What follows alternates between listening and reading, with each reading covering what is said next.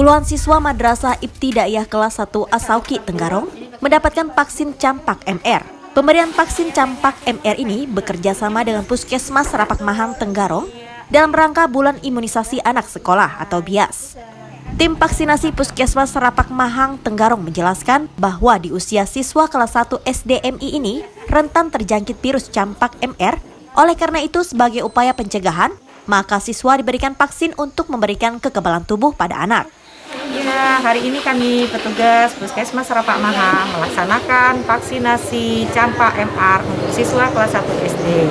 Silakan dokter untuk vaksin MR-nya. Ya, jadi vaksin MR itu atau kita biasa sebut singkatan dari measles dan rubella itu fungsinya tentunya untuk mencegah terjadinya penyakit campak dan rubella. Nah, penyakit campak dan rubella itu apa sih sebenarnya? Jadi campak dan rubella itu dua penyakit yang disebabkan oleh virus yang termasuk penularannya itu cepat dan berbahaya gitu kan.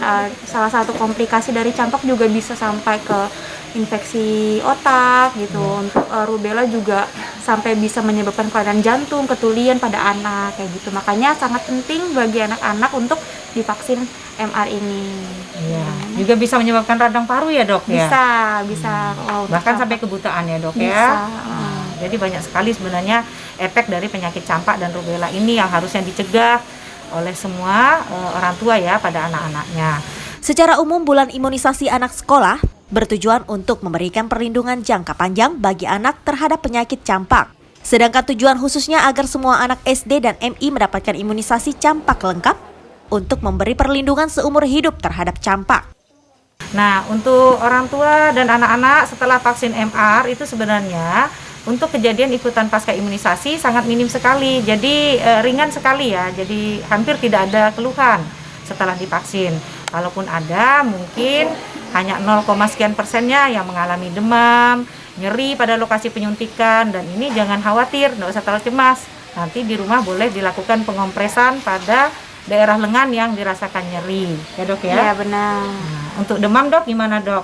Kalau untuk demam sendiri sebenarnya itu memang hal yang wajar terjadi apabila kita habis imunisasi, asalkan demam itu tidak terlalu tinggi. Nah, untuk pemberian obat demam sendiri sebenarnya itu tidak perlu dilakukan kalau demamnya masih sumber-sumber gitu ya bilangnya. Masih di bawah 37,5, 38 gitu. Cukup minum air putih banyak ya dok ya? Benar, cukup minum air putih banyak, istirahat seperti itu. Kalau misalnya emang nyeri-nyeri di lokasi penyuntikan cukup dikompres aja. Nah, itulah mungkin ya tentang vaksinasi campak MR dan kejadian ikutan pasca imunisasinya yang tidak perlu dikhawatirkan oleh setiap orang tua. Mari kita sehatkan anak-anak kita dengan memberikan vaksinasi MR. Ya.